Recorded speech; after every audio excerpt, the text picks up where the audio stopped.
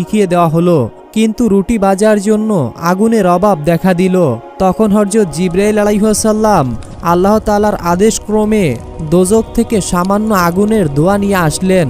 যখনই ওই ধোঁয়া মাটির উপরে রাখা হলো, তখন মাটি নিমেষের মধ্যে জ্বলে এক গর্ত সৃষ্টি হলো। উক্ত গর্ত দ্বারা দোজখের ধোঁয়া দোজখে গিয়ে পতিত হলো। এভাবে কয়েকবার চেষ্টা করে দোজখের ধোঁয়া পৃথিবীতে রাখা সম্ভব হয়নি। তখন আল্লাহ তাআলার নির্দেশক্রমে উক্ত ধোঁয়া রহমতের দরিয়ায় 7 বার ধুয়ে পৃথিবীতে আনা হলো। তখন ইহা স্বাভাবিক আগুন হিসাবে প্রয়োজনীয় জ্বালানির কাজ করা যেত। জৈনক মুফাসসির লেখেন, দোজখের ধোঁয়া দোজখে চলে যাওয়ার পর আল্লাহ তাআলা হযরত আদম আলাইহিস সালামকে চকচকে পাথরে ঘষে আগুন জ্বালানোর নির্দেশ দেন। সেভাবে আদম আলাইহিস সালাম আগুনের সন্ধান লাভ করে। আগুনের ব্যবস্থা হওয়ার পর রুটি তৈরি, মাংস পাকানো ও অন্যান্য জরুরি প্রয়োজন সমাধা করা আদম ও বিবি হাওয়ার পক্ষে সহজ হয়। এরপরে হযরত জিবরাইল আলাইহিস সালাম লোহার ব্যবহার, স্বর্ণের ব্যবহার, শিক্ষা দীক্ষার পদ্ধতি, ঘর তৈরির জ্ঞান ইত্যাদি এক এক করে হযরত আদম আলাইহিস সালাম ও বিবি হাওয়াকে শিখিয়ে দেন, যাতে করে শেষ জীবনে হযরত আদম আলাইহিস সালাম বিনা পরিশ্রমে বৈজ্ঞানিক পদ্ধতিতে অনেক কঠিন কাজ সহজভাবে সমাধান করতে পারে। সরল মতে আদম আলাইহিস সালাম ও হাওয়া বেহেশতে থাকাকালীন সময় যতটা সহজ সরল ছিলেন, পৃথিবীতে আগমনের পর তার চেয়েও বহুগুণ সতর্ক ও সাবধান হন। শয়তানের পক্ষে পৃথিবীতে এসে আদম আলাইহিস সালামকে দ্বিতীয়বার আর কোনো বিপদে ফেলা সম্ভব হয়নি, বরং হযরত আদম আলাইহিস সালামকে ধোঁকা দিতে গিয়ে শয়তানকে অনেক ক্ষেত্রে বিপদের সম্মুখীন হতে হয়েছে। তবে শয়তান আদম আলাইহিস সালামের সন্তানদের মধ্যে নিজের প্রভাব ও প্রসারতা বিস্তার করতে সক্ষম হয়েছে। হযরত আদম আলাইহিস সালাম ও বিবি হাওয়াকে আল্লাহ তাআলা স্থায়ীভাবে সিংহলে বসবাসের আদেশ দেন। তারা আল্লাহ তাআলার হুকুম অনুসারে সেখানে বসবাস করতে আরম্ভ করলেন। সেখানে তাদের সন্তান সন্ততি জন্ম নেয়। আল্লাহ তাআলার বিধান হিসাবে বিবি হাওয়া একত্রে 2টি সন্তান প্রসব করতেন, একটি ছেলে আর অপরটি মেয়ে। এই পদ্ধতির রহস্য ছিল এক জোড়ের ছেলে অপর জোড়ের মেয়ের সাথে এবং অপর জোড়ের মেয়ের প্রথম জোড়ের ছেলের সাথে বিবাহ সম্পাদন করা হতো। হযরত আদম আলাইহিস সালামের প্রথম যেই জোড়া সন্তান জন্ম হয়, তার ছেলের নাম ছিল কাবিল ও মেয়ের নাম রাখা হয় আকলিমা। আকলিমা ছিলেন খুবই সুন্দরী ও রূপবতী। দ্বিতীয়বার হযরত আদম আলাইহিস সালামের যে সন্তান জন্ম নেয়, তার ছেলের নাম রাখা হয় কাবিল ও মেয়ের নাম রাখা হয় সাজা। দ্বিতীয়বারের কন্যাটি তেমন সুন্দরী ছিলেন না। এভাবে প্রতি বছর বিবি হাওয়া একজোড়া সন্তান জন্ম দিতে আরম্ভ করেন। ইতিহাসের সূত্রে যতদূর জানা যায়, তাতে বিবি হাওয়া সর্বমোট 180 জোড়া সন্তান জন্ম দিতে সক্ষম হয়েছিল। প্রথম ও দ্বিতীয় জোড়া সন্তান যখন বড় হয়, তখন আল্লাহ তাআলা তার বিধান অনুসারে তাদের বিবাহ সম্পাদন করার জন্য তাগিদ দেন। তখন হযরত আদম আলাইহিস সালাম প্রথম 2 জোড়া সন্তানকে ডেকে আল্লাহ তাআলার বিধান অনুসারে বিবাহের প্রস্তাব করেন। এই ক্ষেত্রে সর্বশ্রেষ্ঠ সন্তান কাবিল আপত্তি করে বলল, আমার বোন আকলিমাকে আমি বিবাহ করব। তখন আদম আলাইহিস সালাম বললেন, এটি আল্লাহ তাআলার বিধান নয়। তখন কাবিল বলল, এটি আল্লাহ তাআলার বিধান নয়, তার প্রমাণ কি? তখন হযরত আদম আলাইহিস সালাম বললেন, তুমি এবং হাবিল দুজনে 2টি কোরবানি করে মিনার পাহাড়ের উপরে রেখে আসো। যার কোরবানি আল্লাহ কবুল করবেন, সে আকলিমাকে বিবাহ করবে। হযরত আদম আলাইহিস সালামের যুগে সত্য মিথ্যা ভালো মন্দ অবগত করার জন্য আল্লাহ তাআলা এই ধরনের একটি মুজিজা হযরত আদম আলাইহিস সালামকে দান করেছিলেন। অন্যান্য নবীগণের যুগে এই জাতির অনেক ব্যবস্থা চালু ছিল এবং এর মাধ্যমে উচিত বিচারের রায় পাওয়া যেত।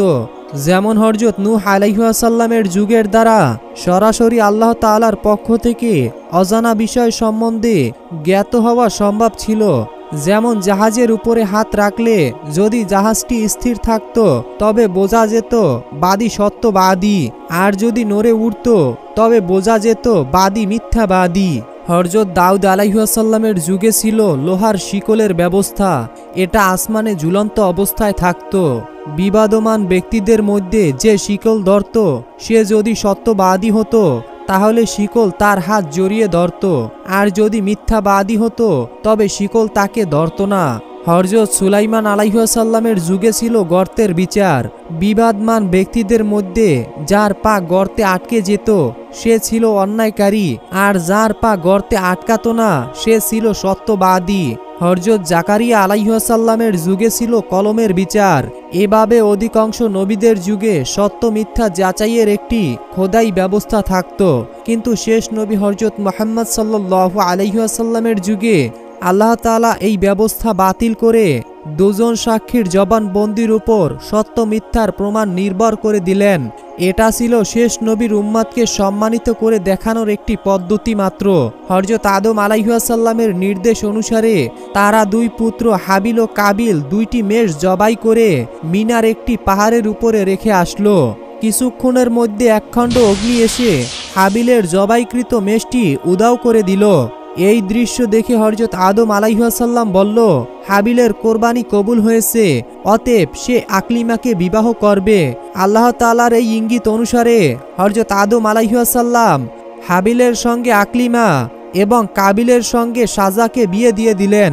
কাবিল ইমানদারির ক্ষেত্রে খুব অগ্রগামী ছিলেন না। সে তার পিতার সিদ্ধান্ত মনে প্রাণে মেনে নিতে পারছিল না। সে হাবিলকে হুকুম দিয়ে বলল, তুমি আকলিমাকে পরিত্যাগ করো, না হয় আমি তোমাকে হত্যা করব। তখন হাবিল বলল, আমি আল্লাহ তার রাসূলের সিদ্ধান্তের উপরে বহাল থাকব, তবে তুমি আমাকে ভয় প্রদর্শন করে পথভ্রষ্ট করতে পারবে না। কাবিল এই কথায় ভীষণ ক্রোধান্বিত হলো এবং হাবিলকে হত্যা করার প্রতিজ্ঞা করল। একদা হযরত আদম ও হাওয়া কাবাগর জিয়ারতের জন্য মক্কা শরীফে চলে গেলেন। এদিকে কাবিল এই সময়টিকে ষড়যন্ত্র হিসাবে বেছে নিল এবং হাবিলের পেছনে পেছনে ঘুরে বেড়াতে লাগলো। কাবিলের চিন্তা কাজকর্ম করার ক্ষেত্রে একটা প্রতিবন্ধকতা দেখা দিল। সেটা হলো কি উপায় তাকে হত্যা করবে তা সে স্থির করতে পারল না। এই সময় শয়তান দীর্ঘদিন পর হযরত আদম আলাইহিসসালামের সন্তানদের ক্ষেত্রে একটু কাজ করার সুযোগ পেয়ে অত্যন্ত আনন্দিত হলো। সে কাবিলের সম্মুখে একজন পথচারী হিসাবে উপস্থিত হলো। কাবিল দেখল পথচারীর সম্মুখ দিয়ে একটি সাপ অতিক্রম করছিল। এমন সময় পথচারী একখণ্ড ভারী পাথর এনে সাপের মাথায় আঘাত করল। তাতে সাপের মাথা চূর্ণ বিচূর্ণ হয়ে গেল এবং অল্প সময়ের মধ্যে সাপটি মারা গেল। এই কাজটি সমাধা করে পথচারী চলে গেল। কাবিল এই দৃশ্য দেখে হত্যার উপযুক্ত কৌশল গ্রহণ করল। অতঃপর সে হাবিলকে খোঁজ করতে বের হয়ে পড়ল।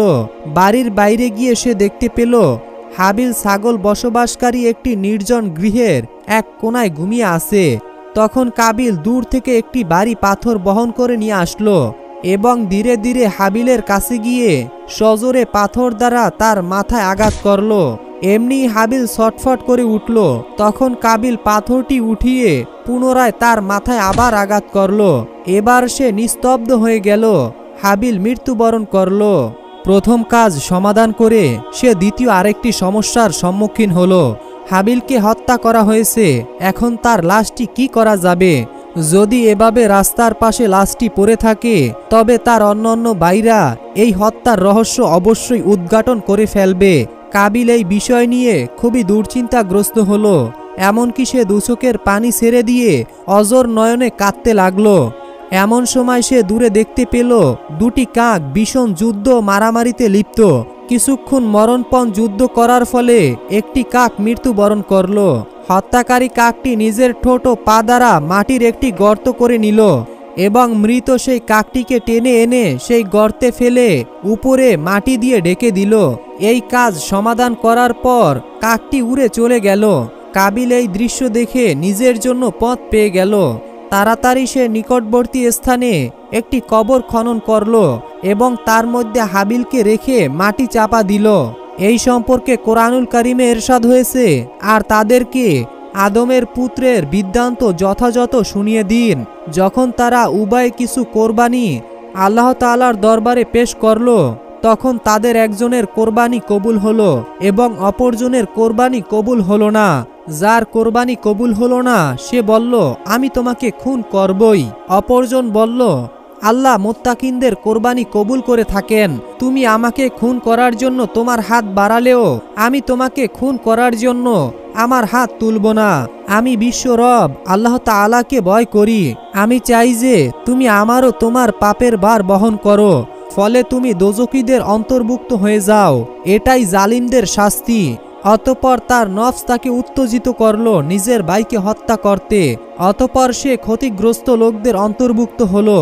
অতঃপর আল্লাহ তাআলা একটি কাঠ পাঠালেন। সে এসে মাটি খুঁড়তে লাগলো যেন কাবিলকে সে দেখিয়ে দেয় কিরূপ ডাকবে নিজের ভাইয়ের লাশ। তা দেখে কাবিল মনে মনে বলল, হায় আফসুস, আমি এই কাকটির মতো হতে পারলাম না যাতে নিজের ভাইয়ের লাশটি গোপন করতে পারি। অতঃপর সে অনুতপ্ত হতে লাগলো।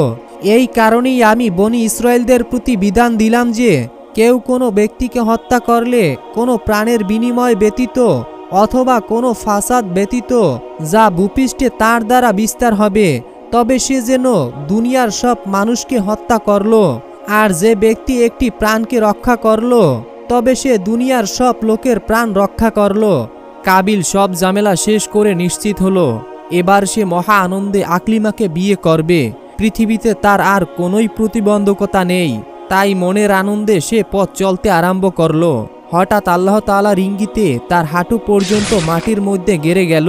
কাবিল তা উঠানোর জন্য যথাযথ চেষ্টা করল, বারবার আল্লাহ তাআলার নাম স্মরণ করল এবং তার করুণা ভিক্ষা চাইল।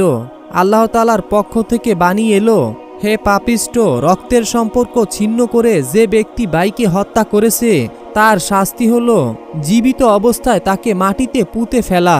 তাই তোমার অন্তিম সময় চলে এসেছে, কোনো ক্রমেই তোমার রেহাই নেই।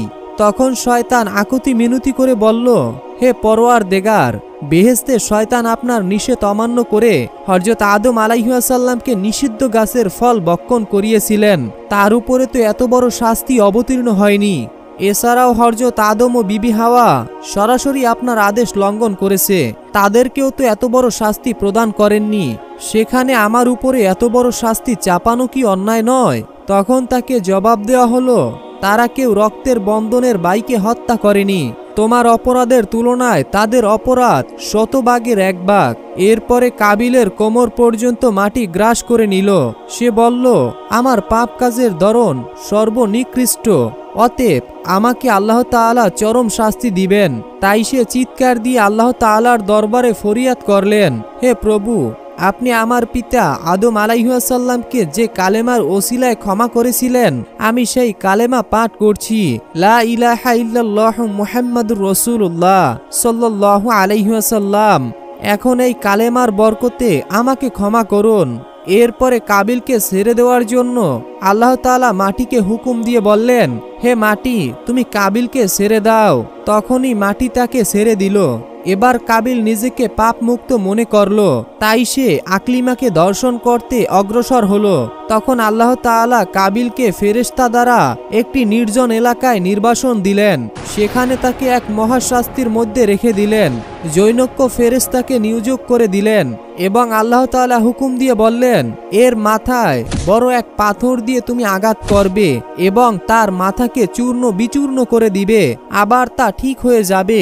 পরক্ষণে তুমি আবারও তার মাথায় পাথর মেরে তার মাথাকে চূর্ণ বিচূর্ণ করে দিবে। এভাবেই তাকে মারতে থাকবে। আল্লাহ তাআলা এভাবে কিয়ামত পর্যন্ত তাকে শাস্তি প্রদানের হুকুম দিলেন। কাবিল পাথরের প্রতিটা আঘাতের যন্ত্রণায় আকাশ বিদারী চিৎকার দিয়ে উঠে এবং জ্ঞান হারিয়ে ফেলে। পুনরায় যখন তার হুঁশ আসে তখন তাকে দ্বিতীয়বার আবার আঘাত করা হয়। এভাবে কিয়ামত পর্যন্ত আল্লাহর হুকুমে কাবিলের শাস্তি অব্যাহত থাকবে। হযরত আদম ও হাওয়া হজ সমাধান করে দেশে এসে হাবিলকে দেখতে পেলেন না। তখন আদম ও হাওয়ার উভয়ের মন খুবই অস্থির হয়ে উঠল, কারণ হাবিল ছিল পিতামাতার অত্যন্ত প্রিয়। হাবিল যেমন ছিলেন ন্যায়পরায়ণ, সৎ, সাহসী, তেমনই ছিলেন ধর্ম অনুরাগী ও পিতামাতার প্রতি শ্রদ্ধাশীল। তাই পিতামাতা তাকে না পেয়ে খুবই অস্থির হয়ে গেল। এই ক্ষেত্রে কাবিলের কথা তারা ভুলেও স্মরণ করল না, কারণ তার চরিত্র ছিল অত্যন্ত খারাপ। ধর্মকর্মর বালাই তার মধ্যে আদৌ ছিল না। এজন্য পিতামাতা কখনোই তাকে পছন্দ করত না, সর্বদা তার থেকে দূরে থাকা তারা নিরাপদ মনে করত। হযরত আদম আলাইহিসসালাম ও বিবি হাওয়া পুত্রের শোকে পাগল পারা হয়ে পৃথিবীর বিভিন্ন স্থানে অনুসন্ধান আরম্ভ করল। একদা জিবরাইল আলাইহিসসালাম তাদের কান্না দেখে আর সহ্য করতে পারল না। তখন হযরত আদম ও হাওয়ার নিকটবর্তী হয়ে বললেন, আপনার প্রাণপ্রিয় সন্তান হাবিলকে আপনার কুপুত্র কাবিল হত্যা করেছে এবং তাকে বিনা জানাজাই অমুক স্থানে দাফন করেছে। তখন হযরত আদম আলাইহিসসালাম হাবিলের কবর দেখার জন্য আবেদন জানালো। জিবরাইল আলাইহিসসালাম হযরত আদম ও হাওয়াকে নিয়ে হাবিলের কবরের কাছে পৌঁছে বলল, এটাই হলো হাবিলের কবর। হযরত আদম ও হাওয়া প্রথমে তার জানাজা পড়লেন, তারপরে কবরের পাশে বসে দীর্ঘ সময় কাঁদলেন। সর্বশেষ পুত্রের বিচ্ছেদের যন্ত্রণা সহ্য না করতে পেরে কবর খুঁড়ে হাবিলকে বের করলেন এবং একটি বাক্সে ভরে নিজ স্থানে নিয়ে আসলেন। বাক্সটি নিজের ঘরেই রেখে দিলেন। দৈনিক ৮-১০ বার বাক্সটি খুলে হাবিলের চেহারা দেখতেন। একদা হযরত জিবরাইল আলাইহিসসালাম এসে আদম আলাইহিসসালামকে বললেন, মৃত্যু লাশ এভাবে রাখা আল্লাহ তাআলার বিধান নয়, অতএব আল্লাহ তাআলার সন্তুষ্টির জন্য এই লাশকে কবরে দাফন করুন। হযরত আদম ও হাওয়া অন্যান্য সন্তানদেরকে নিয়ে আরো একবার জানাজা পড়লেন এবং নিজ ঘরের মধ্যে এক পাশে হাবিলের লাশকে দাফন করল। হযরত আদম আলাইহিসসালামের তৃতীয়বারের পুত্রের নাম ছিল হযরত শীস আলাইহিসসালাম। তিনি ছিলেন আদম সন্তানদের মধ্যে সর্বশ্রেষ্ঠ নেককার ব্যক্তি। তিনি নবুয়তি লাভ করেছিলেন। হাবিলের পর হযরত শীস আলাইহিসসালাম ছিলেন পিতামাতার নিকট অধিক প্রিয়। তিনি আদম আলাইহিসসালামের বৃদ্ধ বয়সে সর্বদা তার নিকট খেদমতে মগ্ন থাকতেন। একদা বৃদ্ধ বয়সে হযরত আদম আলাইহিসসালাম সকল সন্তানকে তার জন্য ফলমূল নিয়ে আসতে হুকুম দিলেন।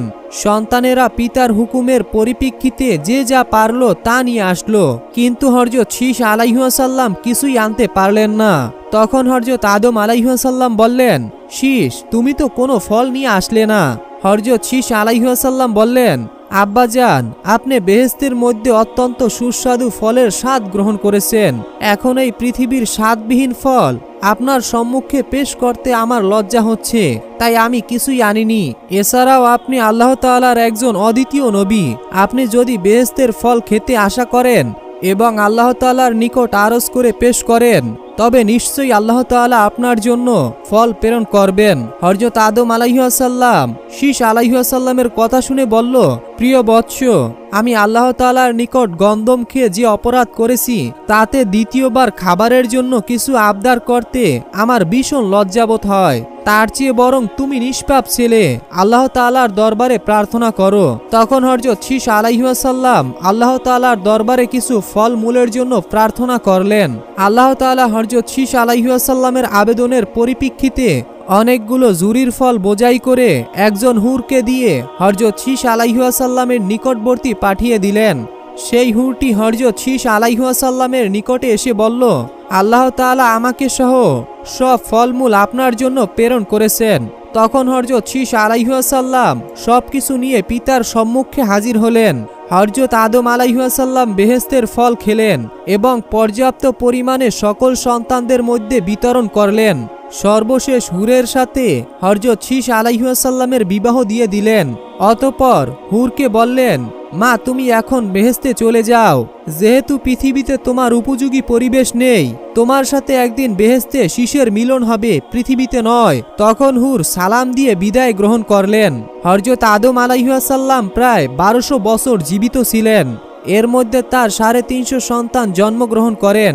সন্তানদের অধিকাংশকে তিনি নিজের পার্থিব ও পারলৌকিক তালিম দান করেন। তার সন্তানদের মধ্যে কাবিল ছাড়া সকলেই ঈমানদার ছিলেন। হযরত আদম আলাইহিসসালাম জীবনের শেষ দিকে মোটামুটি আরামেই কাটিয়েছিলেন। তিনি নিজে নবী হওয়ার পরেও হযরত মুহাম্মদ সাল্লাল্লাহু আলাইহি ওয়াসাল্লামের উম্মতের অন্তর্ভুক্ত হওয়ার ভাগ্য লাভ করেন। তিনি অল্পদিন রোগে ভোগার পর এহকাল ত্যাগ করেন। তাকে সিংহলের এক সুরম্য স্থানে দাফন করা হয়। মানুষ পৃথিবীর বিভিন্ন দেশ থেকে তার মাজার জিয়ারতের লক্ষ্যে সিংহলে যাত্রা করে থাকে। আজ পর্যন্ত তার মাজার জিয়ারতের কার্যক্রম অব্যাহত রয়েছে। হযরত আদম আলাইহিসসালামের সম্বন্ধে কয়েকটি বিরাট বিরাট মুজিজার কথা বিভিন্ন কিতাবে বর্ণিত আছে। হযরত আদম আলাইহিসসালাম আল্লাহ তাআলার নির্দেশ ক্রমে পৃথিবীতে আগমনের সময় মেসওয়াকের জন্য একখণ্ড গাছ সঙ্গে নিয়ে আসলেন। উক্ত গাছটি ছিল অত্যন্ত মুজিজাপূর্ণ। উক্ত গাছ হাতে নিয়ে আল্লাহ তাআলার দরবারে যা কিছু প্রার্থনা করা হতো আল্লাহ তাআলা সঙ্গে সঙ্গে তা মঞ্জুর করতেন।